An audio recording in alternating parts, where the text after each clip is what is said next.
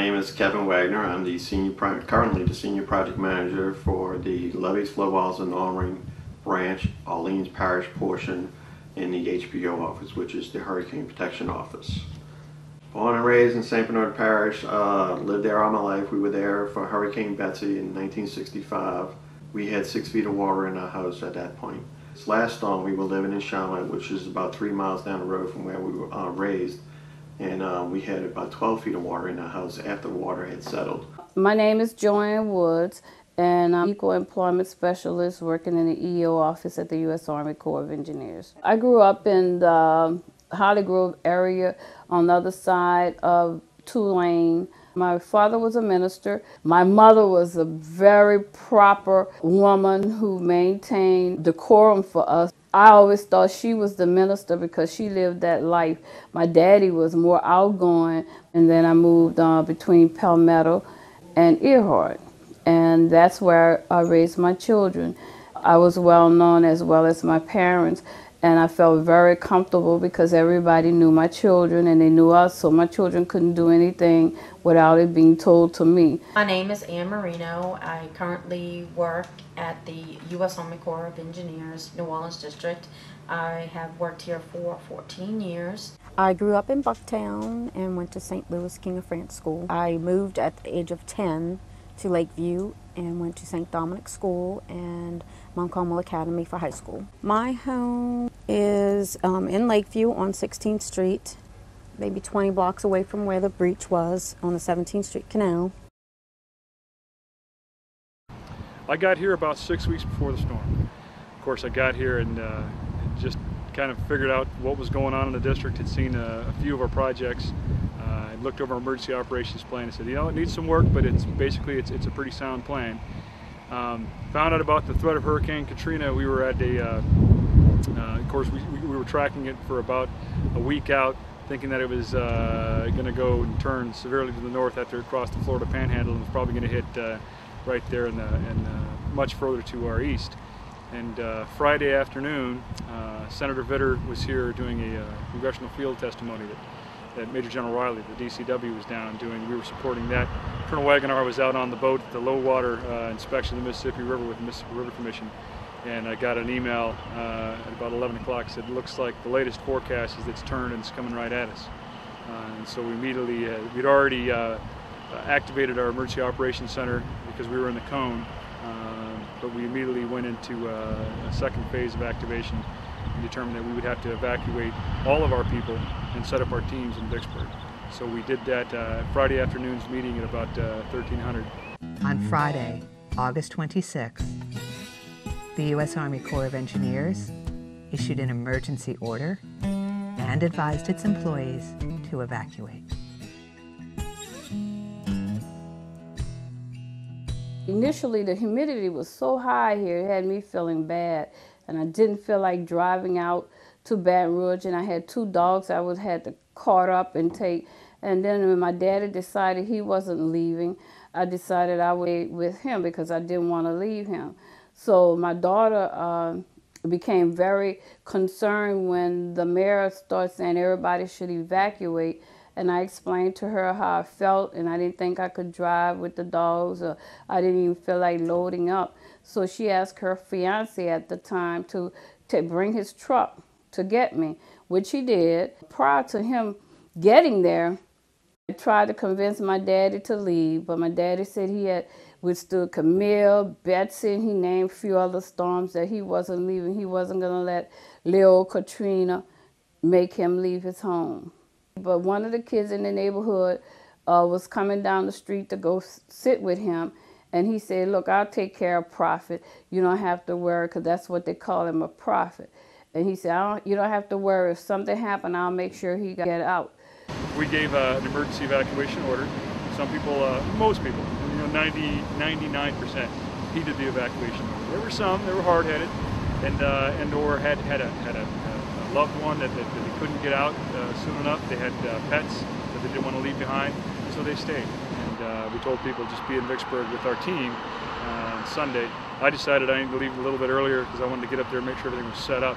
I was a member of the team that went to Vicksburg, so I was brought to the Vicksburg area along with several other teammates to try to address and run the district from Vicksburg. I have blue-collar workers, folks that can drive dozers, dump trucks, those kind of folks that can actually fill sandbags and do things that you would normally associate with flood fighting. So those folks we sent to Port Allen, and they would be dispatched to the site. I mean, you don't know where you're going to have troubles for a hurricane, so you don't know where you're going to send these folks. So again, those equipment and personnel were placed out of harm's way and just put on standby, waiting for the storm to pass to see where their actions would be needed. One of our good friends that works with the division office here within the Mississippi Valley Division, Rayford Wilbanks, who offered his lake house to us, which was very nice and very convenient for us because we had not made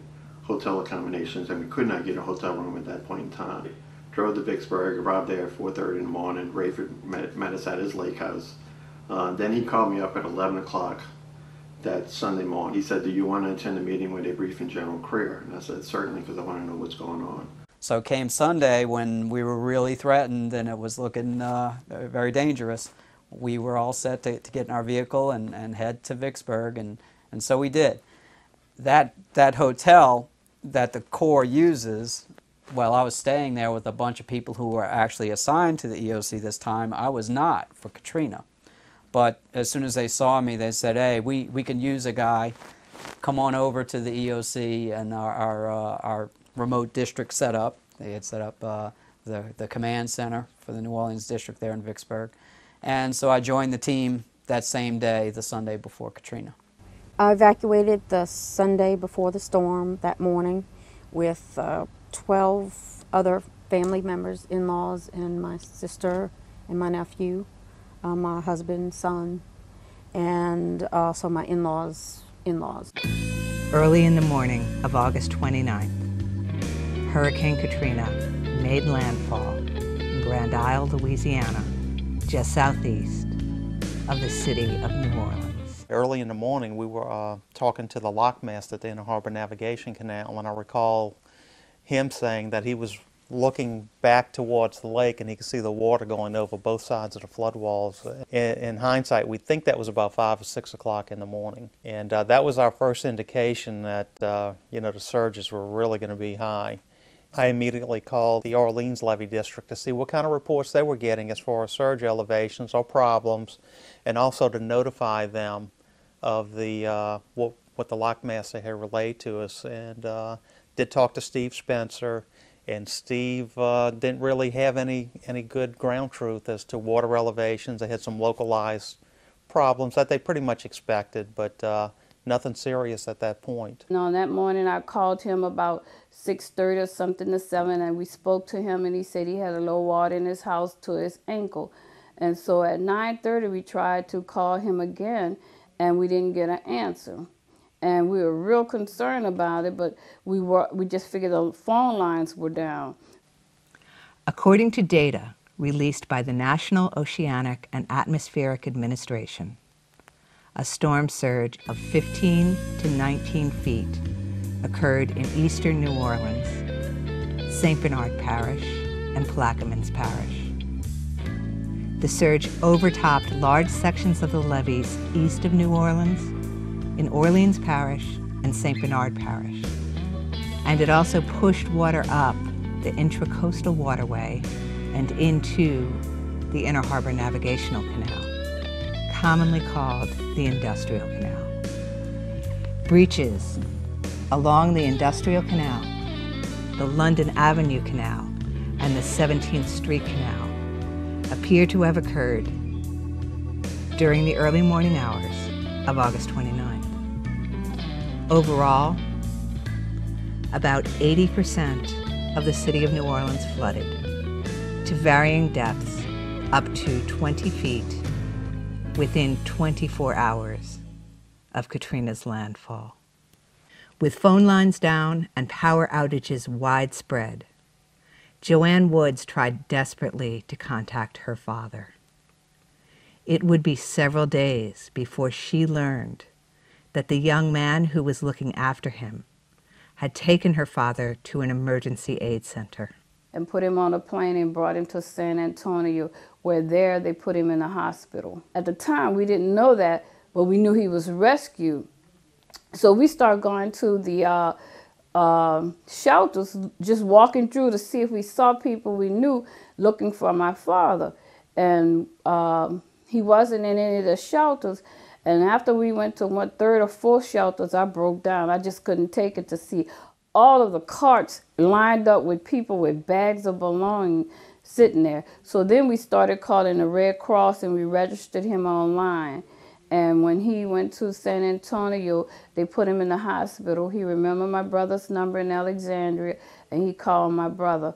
And my brother called us to give us the number. And when I called my dad, I heard his voice. I just broke down. So they discharged him. We had to drive to San Antonio, and we brought him back to Baton Rouge and put him in the hospital there. And he died 2 weeks later. I'm sorry. You know, better with it. Because I know he had given up. And when he saw the devastation of the flood, and then Rita came right behind it, I could see him growing weak. And then he said to me, "You got to let me go." And I prayed on it, and I had to let him go because that was what he wanted. I know he wasn't promised to stay here forever, so. Hurricane Katrina moved north, leaving widespread power outages in its wake. The New Orleans District Corps of Engineers Emergency Operations Center, now working out of Vicksburg, Mississippi, found itself operating on generators and with limited communication ability. You know, the first confirmed breach that we got was Tuesday morning at about 1 or 2 o'clock in the morning. So it hit landfall Monday and it built up. You know, I had, like a dummy, I'd stayed up all night Sunday and all day Monday, and I was kind of in vapor lock. I'd gone back to see check on my family and to catch a couple hours of sleep, and I just laid my head down the pillow, and Greg Brewerwood and Tom Ferdani were knocking on my door. Said, "Hey, we got a bridge 17th Street Canal, Hammond Highway Bridge." I was so new, I thought Hammond Highway Bridge was in Hammond. I said, "Well, geez, that's not too bad." No, that's right downtown in the heart of New Orleans. The water's pouring into the city, so that's not good. So my initial response was, "Oh crap."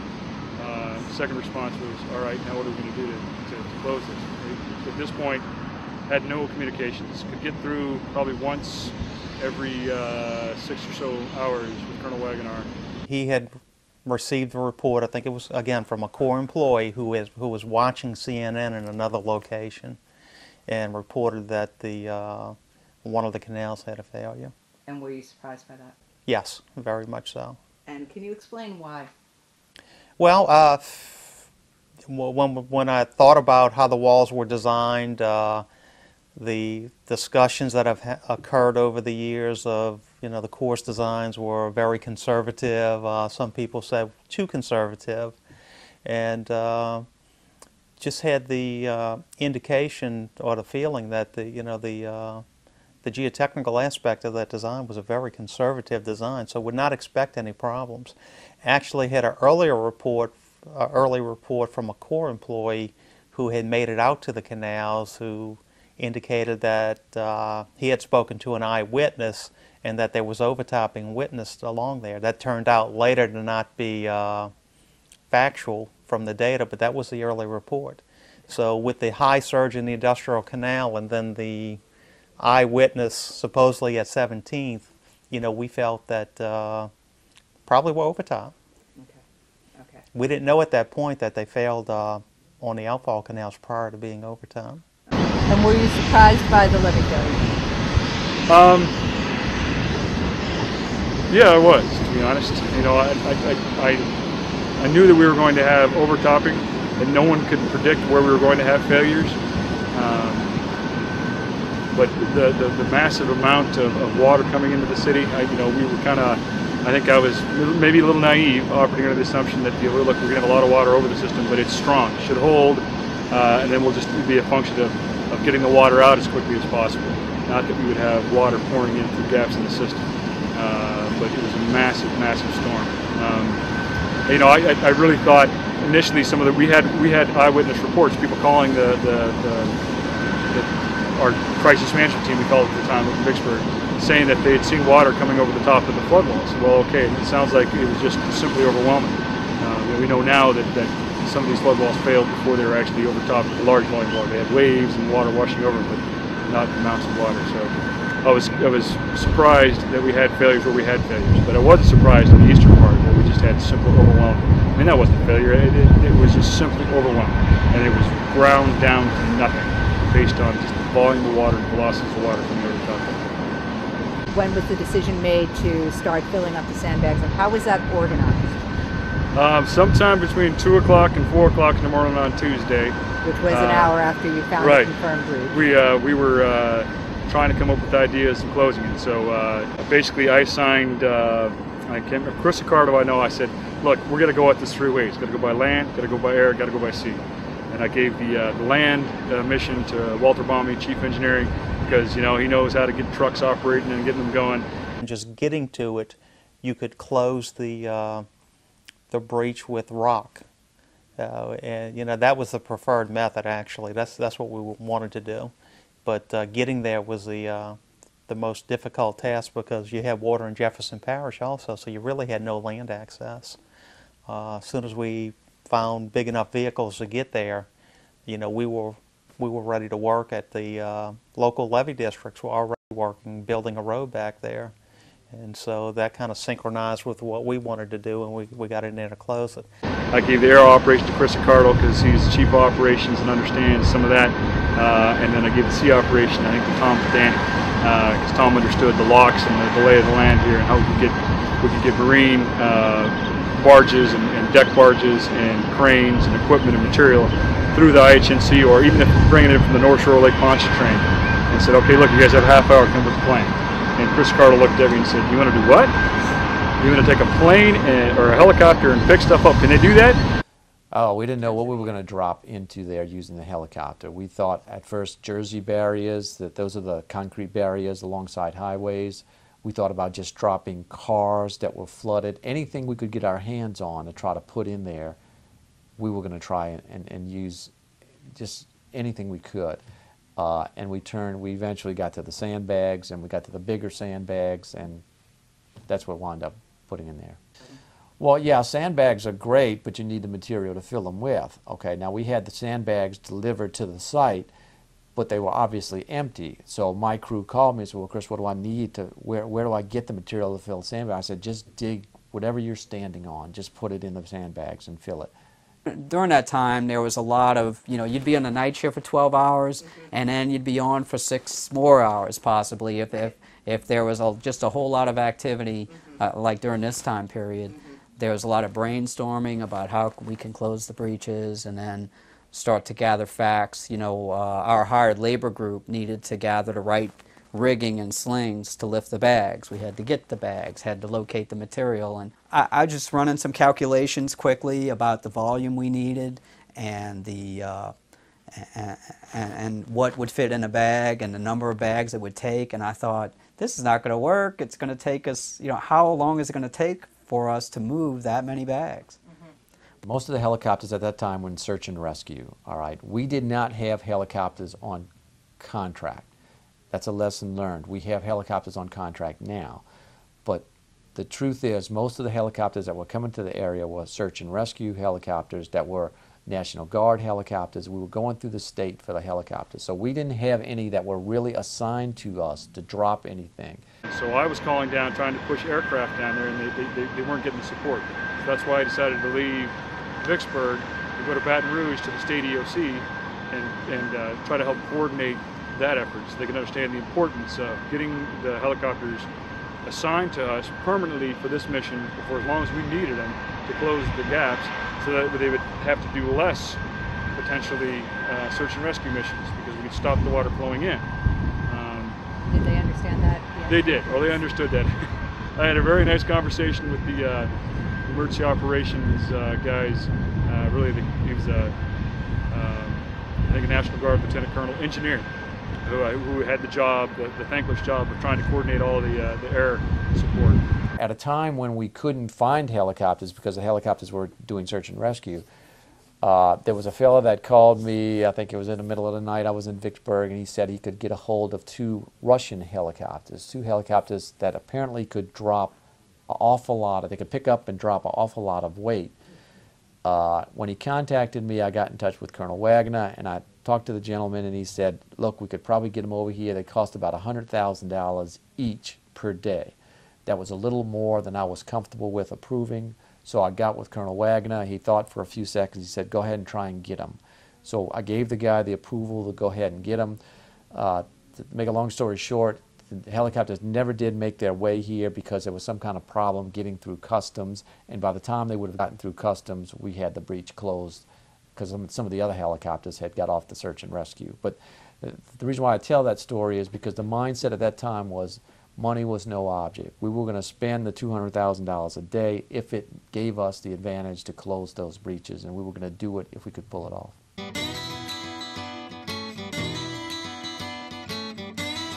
First was assigned to Task Force Unwatering, which was responsible for getting the water out of certain areas, the areas that were inundated, particularly in Orleans, St. Bernard, and Plaquemines.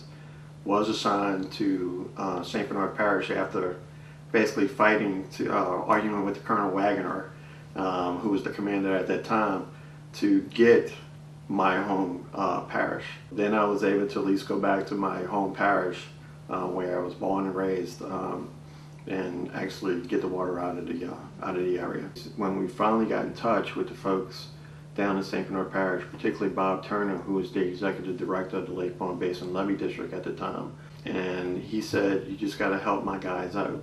You know, we can handle running the pump stations, but you know, we need food, clothing, water, diesel to run the engines.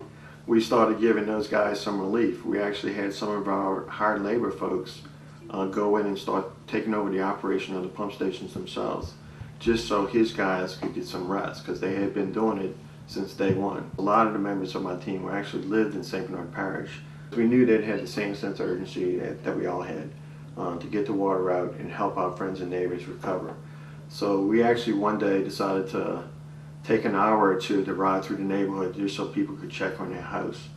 And it was pretty devastating for a lot of folks because they didn't realize, again, the extent of the damage that occurred and the depth of the water that we received. I mean, we had furniture and cars sitting up on rooftops and boats sitting up on rooftops that nobody would envision. But we all took a ride, checked on our house, and then immediately got right back to work. On October 11th, 2005, 43 days after Katrina's landfall, the U.S. Army Corps of Engineers reported that all floodwaters had been removed from the city of New Orleans. My house eventually was torn down. You know, we had gutted everything.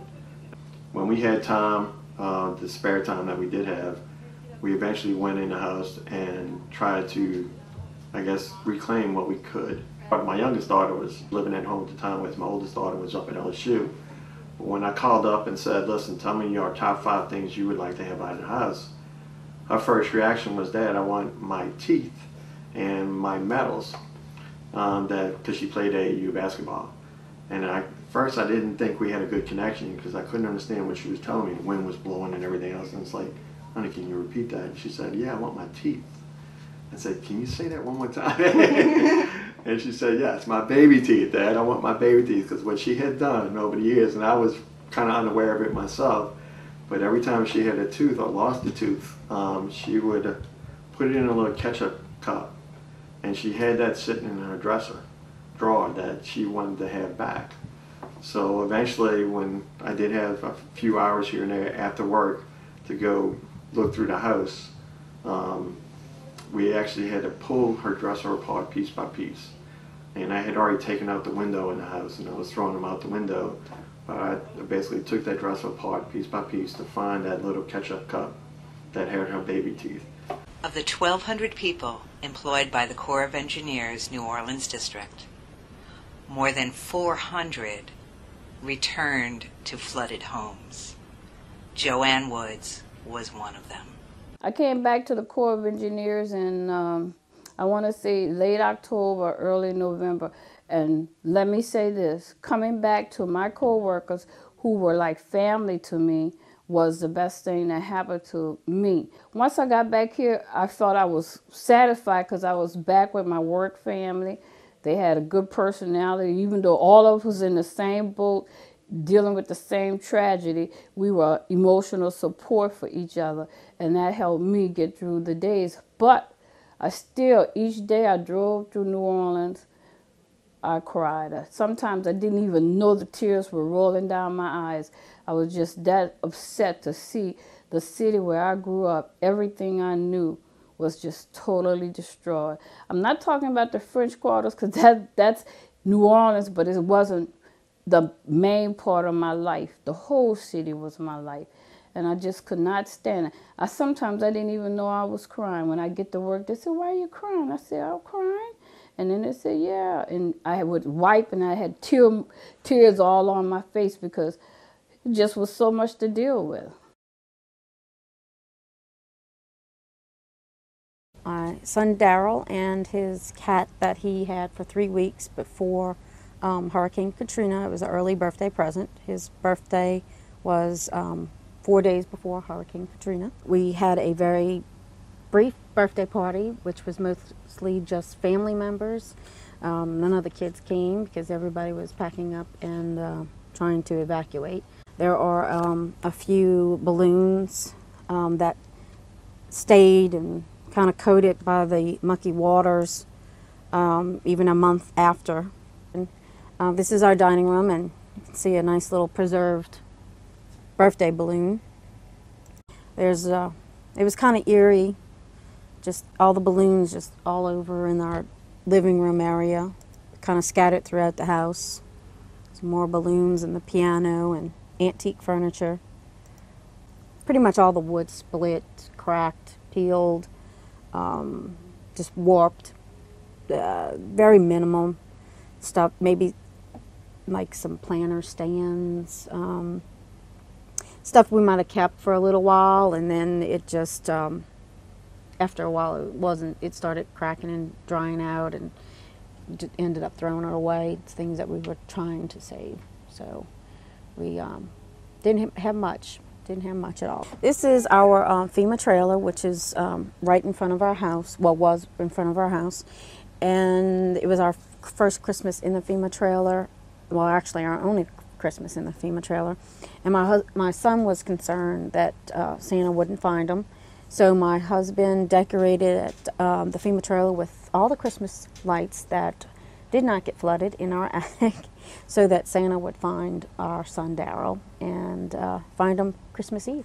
We also submitted it to the local news station, and they came to film us as one of the bright, cheery moments at Christmas time that year. All of the levees and flood walls damaged during Katrina have been repaired.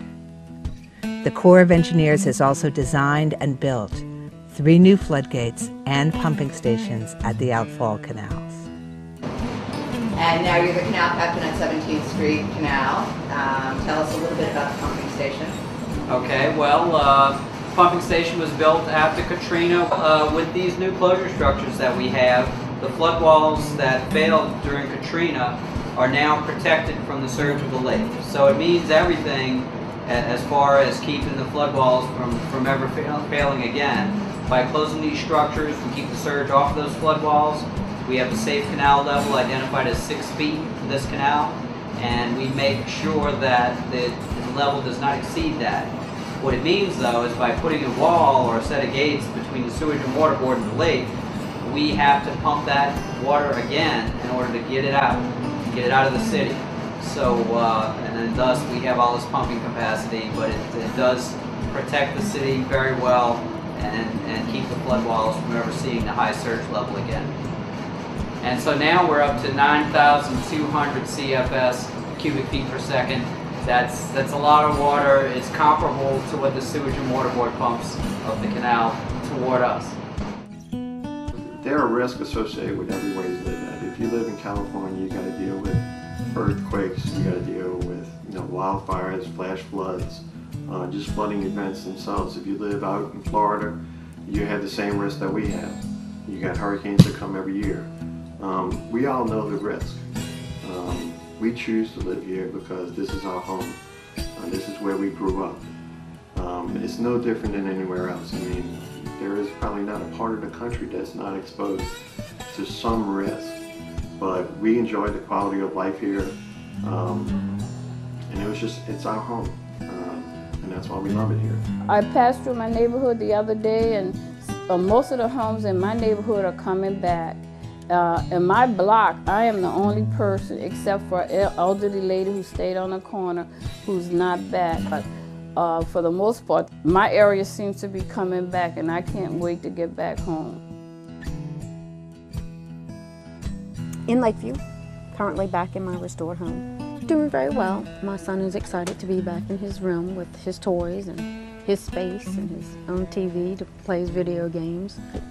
Being back, there's a lot of demand of just keeping clubs or keeping activities up for the kids. So I am the Cub Master for Cub Scouts, so that boys have Cub Scouts at his school. He is very active in baseball with Lakeview Playground every summer, which started up the summer of 2006, and this is their 3rd season. So the kids and parents and families have really had a sense of community of coming back, and it's a relaxing atmosphere and also a sign of hope. More and more families come back every single year. The full impact of Hurricane Katrina has yet to be felt. This despite the fact that it has spawned books, films, hyperbole, and conspiracy theories. For my master's thesis at Tulane University, I asked employees at the New Orleans district of the U.S. Army Corps of Engineers to allow me to record their memories of Katrina. This video oral history is not intended as a comprehensive look at the storm, and it is not authorized by the Corps of Engineers. 3 years after the storm, I wanted to document people's experiences, and am grateful to have the opportunity to present them here.